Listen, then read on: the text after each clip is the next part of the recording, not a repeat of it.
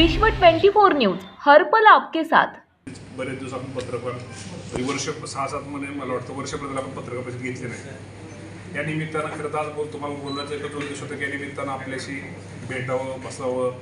ही कामन दामन रोजच कार्यक्रम लग्न ह्या गोष्टी रोज असतात। आत्तासुद्धा सकाळपासून जे उठलोय ते आत्तासुद्धा सगळे लग्न उरकून गाडीतच जेवण करून तुमच्या भेटीला परत तुमच्याकडनं उठून परत लग्न परत तो कार्यक्रम होता। पण त्या निमित्तानं म्हणलं आज तुमच्याकडं यावं, तुमच्याशी सगळ्यांशी बोलावं बसावं। तालुक्यात आजचा सगळ्यात महत्त्वाचा विषय चाललेला आहे वीज तोडणीचा। खूप महत्त्वाचा विषय आता तालुक्यातनं सगळीकडूनच आता फोन यायला लागलेत आणि आजपासून ती भूमी मला वाटतं ती प्रक्रिया जरा थोडी जास्त जोर लागलेली दिसते। खरं तर आपल्या सर्वांना आपल्या माध्यमातून मला वितरण अधिकाऱ्यांना एक सांगणं आहे। खरं तर शेतकरी खूप अडचणीत आहे। उन्हाळ्याचे दिवस आहेत आणि उन्हाळ्याच्या दिवसामध्ये कुठंतरी शेतामध्ये आता यावर्षी पाऊस चांगला झाल्यामुळे पिकं थोडी बऱ्या प्रमाणात पिकं चांगली आहेत आणि या पिकांना आता जर कनेक्शन कट केलं त्याच्या थकबाकीमुळं तर ते पीक वाया जाणार आहे। हे शेवटी बिल तर राहिलं बाजूला आणि पीक वाया गेल्यानंतर जे शेतकऱ्याला मिळणारे पैसे आणि त्यातून त्याची असणारी स्वप्न ही भंग पावणार आहे। या निमित्तानं मला त्यांना सांगायचं की जी वीज तोड योजना त्यांनी जी वीज तोडणी युद्ध पातळीवरती संपूर्ण राज्यामध्ये जिल्ह्यामध्ये तालुक्यामध्ये जी चालू केली ताबडतोब ती थांबवावी आणि शेतकऱ्यांना एक आधार द्यावा। शेतकरी हा कधीच पैसे बुडवणारा नाही, शेतकरी कधी कुणाचं बुडवत नाही। ज्याप्रमाणे आपल्या सगळ्यांना माहिती आहे की उद्योगपतींचं सरकार हजारो कोटीमध्ये कर्ज त्यांचं सगळ्यांचं हे माफ केलं जातं, त्यांना सवलती दिल्या जातात। शेवटी माझा शेतकरी काय मागतो? शेवटी शेतकऱ्याची समस्या अडचण ही आहे। आणि तुम्ही म्हणसाल की आपण पण राज्याचे मंत्री होता, ही गोष्ट खरी आहे। या राज्याचा माझ्यासारखा कार्यकर्ता मंत्री होता। त्या मंत्रिपदाच्या काळात 2.5 वर्षामध्ये 1.25-2 वर्ष करोनाचं संकट होतं आणि करोनाच्या संकटामुळे सरकारच्या तिजोरीमध्ये पैसे नव्हते। आमच्या काळात आम्ही म्हणणार नाही की आम्ही वीज तोडलेली नाही, 100% त्यावेळेस सुद्धा वीज तोडली, परंतु त्यावेळेस सरकारच्या तिजोरीमध्ये पैसे नव्हतं। सरकारच्या तिजोरीमध्ये 500,000 महिन्याला 500 कोटी रुपयाचं उत्पन्न मिळायचं। कामगारांचा पगार करण्यासाठी सरकारला कर्ज घ्यावं लागायचं आणि ते कर्ज घेऊन कामगारांचा पगार करावा लागायचा।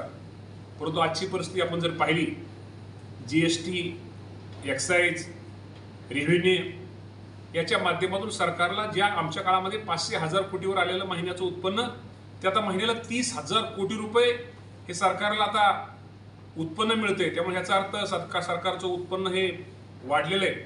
आणि मला सरकारला एकच त्या निमित्ताने विनंती करायची, या राज्याचे माजी उपमुख्यमंत्री आत्ताचे उपमुख्यमंत्री आणि त्यावेळेस विरोधी पक्षनेते देवेंद्र फडणवीस साहेब हे सभागृहात ते म्हटले होते की मध्य प्रदेशमध्ये भाजपचं सरकार आहे, त्या सरकारने शेतकऱ्यांची संपूर्ण वीजमाफी माफ केली, त्याप्रमाणे आपण ती सरकारने वीजमाफी करावी। खरं तर आमची इच्छा त्यावेळेस असताना सुद्धा नाही असतो आम्हाला त्या गोष्टी सरकार तिजोरीत पैसे नसल्यामुळं, करोनाचं संकट असल्यामुळं पैसे नसल्यामुळे त्या गोष्टी थोड्या कराव्या लागल्या। परंतु तरीही आम्ही 500,000 रुपये 500 रुपये हॉर्सपॉवरचं हे करून आम्ही ते वीज जोडणी परत केली। मला आपल्या माध्यमातून सरकारला आणि अधिकाऱ्यांनी विनंती करायची की ताबडतोब त्याप्रमाणे आपण शेतकऱ्यांची वीज तोडणी बंद करावी। ज्याप्रमाणे मी देवेंद्र फडणवीस साहेबांना आठवण करून देतो की आपण सांगितलं होतं की मध्य प्रदेशप्रमाणे संपूर्ण वीज माफी करून शेतकऱ्यांची जी बिलं असतील त्याची संपूर्ण रक्कम ही राज्य शासनाच्या माध्यमातून भरावी। त्यांचा जो शब्द विधानसभेच्या आतला सभागृहातला तो शब्द देवेंद्र फडणवीस साहेबांनी पाळावा आणि शेतकऱ्यांना खूप मोठा आधार द्यावा, कारण आज शेतकऱ्यांना खूप मोठ्या आधाराची गरज आहे आणि त्यांनी त्याचं निश्चित प्रकारे त्यांनी पालन हे करावं। आणि शेतकरी तुम्हाला मी सांगतो की शेवटी शेतकरी हा दाखवतो, शेवटी शेतकऱ्याचा अंत पाहू नये। आणि जर शेतकऱ्याचा जर आपण शेतकरी चिडीला गेला, एक तर तुम्हाला सर्वांना माहिती आहे की इंदापूर तालुक्याच्या शेतकऱ्याच्या बाबतीत जर सांगायचं झालं, आज ऊसाचं बिल असेल किंवा कुठलंही हे शेतकऱ्याला सध्या शेतकऱ्याला मिळत नाही. एक पहिल्या दिवसाचं कुठंतरी पहिल्या 15 दिवसाचं बिल शेतकऱ्याला मिळालं नाही. आणि त्यामुळं निश्चित प्रकारे कारखान्यांनी पण त्याची दखल घेऊन ताबडतोब ऊसाची बिलं ही सरकारनं काढावीत. पुणे जिल्हा मध्यवर्ती बँकेच्या बाबतीमध्ये मी सांगतो की मी गेली 27 वर्ष बँकेचा संचालक आहे. पुणे जिल्हा मध्यवर्ती बँक ही शेतकऱ्यांची बँक आहे आणि या बँकेने कधीही शेतकऱ्यांची साखर कारखान्याची अडवणूक ही कधी केलेली नाही आणि कधी अडवणूक सुद्धा करणार पण नाही. इंदापूर सहकारीच्या बाबतीमध्ये किंवा निराभिमा सहकारीच्या बाबतीमध्ये तुम्हाला सर्वांना माहितीसाठी की हे कारखाने ठाणे जिल्हा मध्यवर्ती सहकारी बँकेकडे त्यावेळेस आमच्याकडून तिकडे गेले. त्यावेळेस त्यांनी परत पुणे जिल्हा मध्यवर्ती बँकेकडून कर्ज घ्यावं म्हणून मागच्या 4 महिन्यापूर्वी या बँकेचे चेअरमन दुर्गाडे सरांना आदरणीय अजितदादा पवार साहेबांनी पाठवलं. आपल्या इंद्रशेरचे चेअरमन हर्षवर्धन पाटलांकडे पाठवलं. त्यांना सांगितलं की आमच्या पुणे जिल्हा बँकेकडून कर्ज घ्या. परंतु त्यांनी ठाणे जिल्हा मध्यवर्ती बँकेकडून त्यांनी कारखान्यासाठी कर्ज घेतलं. ठीक आहे, शेवटी ज्याचा त्याचा प्रश्न, ज्याला ते परवडेल ते त्यांनी घेतलं. परंतु ठाणे जिल्हा मध्यवर्ती बँकेने जे कर्ज दिलं त्यानंतर कारखाना मला वाटतं 5वा महिना असेल, 4 महिना 4.5 महिने कारखाना झालं. मला वाटतं 4 महिने कारखाना झालेलं सुरू झालेलं आहे. परंतु अजूनही कारखान्याने 1 रुपयाचं बिल दिलेलं नाही. ठाणे बँकेने त्यांना कर्ज दिलेले. परत नंतर असं परत कारखान्याचा प्रस्ताव आमच्या पुणे जिल्हा मध्यवर्ती बँकेकडे आला. ताबडतोब आम्ही ती मिटिंग घेतली, संचालक बोर्डाची मिटिंग घेऊन तो प्रस्ताव साधारणतः त्याचे 200 कोटी रुपये त्यावेळेस आम्ही ताबडतोब त्याला मंजूर केले.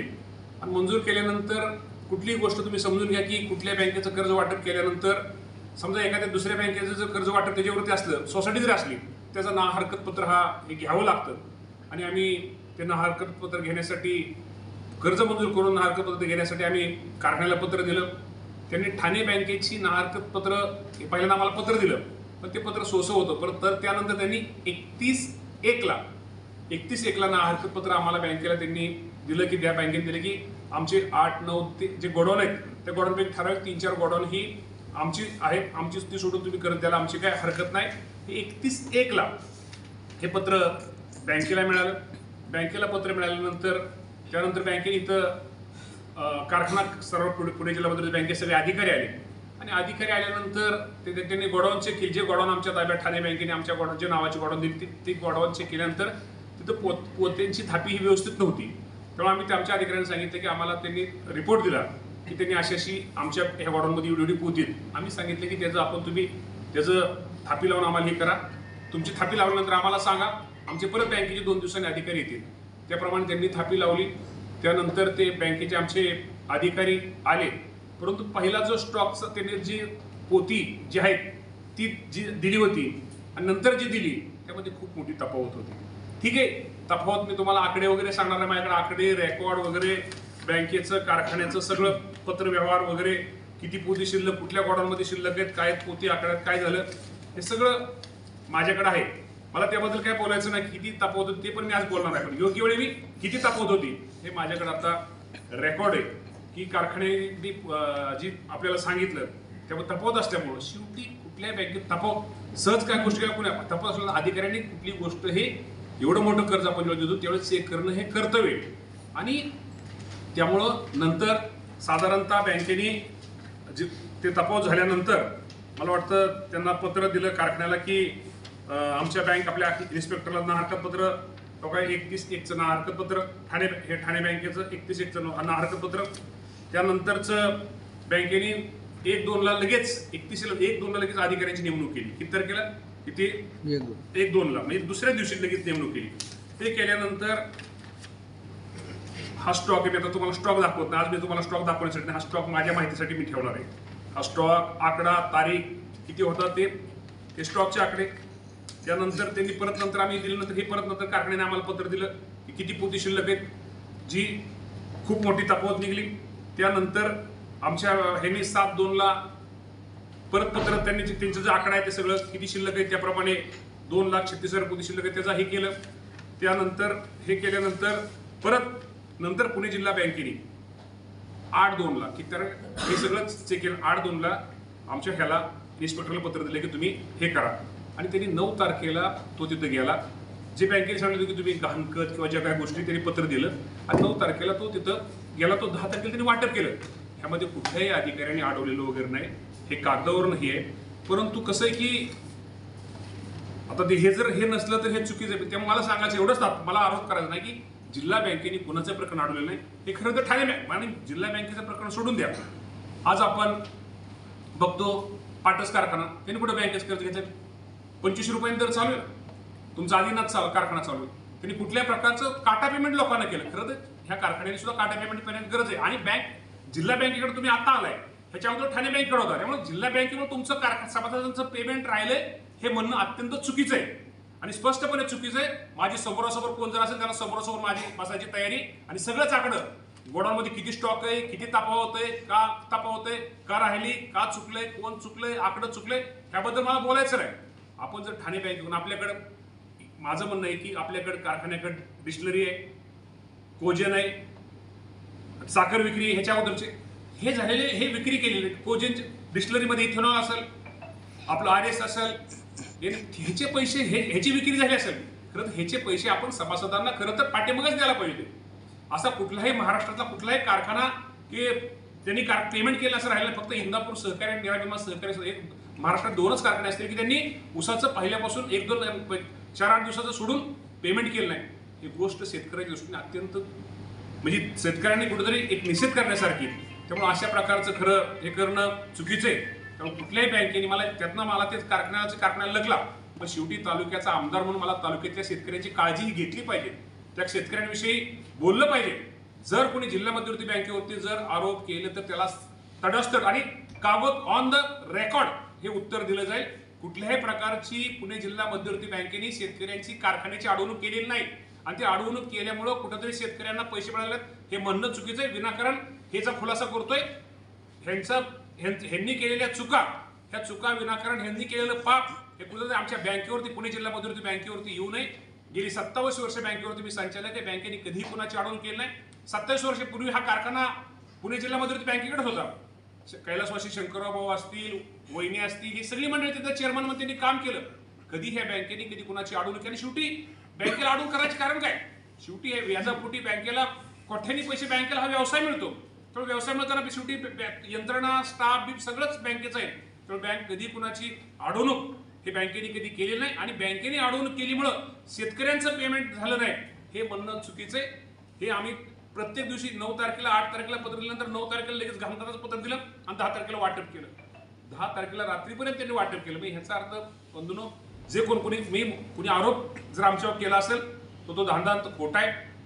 अजूनही आपल्या माध्यमातून सांगतो की आता आम्ही पेमेंट 2,36,000 पोत्याचं त्यांना आम्ही इंदापूर सहकारीला ते ड्रावल दिलेले. ताबडतोब त्यांनी शेतकऱ्यांचं पेमेंट हे वेळेवरती करावं. जे 2300 रुपये प्लस ज्या दिवसापासून त्यांनी ऊस घातलाय सहकाराच्या नियमाप्रमाणे FRPला जी रक्कम असेल किंवा जो 2300 रुपये असेल ते पहिल्या दिवसापासून व्याजासकट माझ्या शेतकऱ्यांचे पैसे हे त्यांनी दिले. नुसतं पैसे देऊन उपयोग नाही, व्याजासकट पैसे दिले पाहिजे. जर एखाद्या शेतकऱ्यांनी साखर आयुक्ताला जर अर्ज केला तर या कारखान्याला सगळ्याला व्याजासकट पैसे द्यावे लागतील.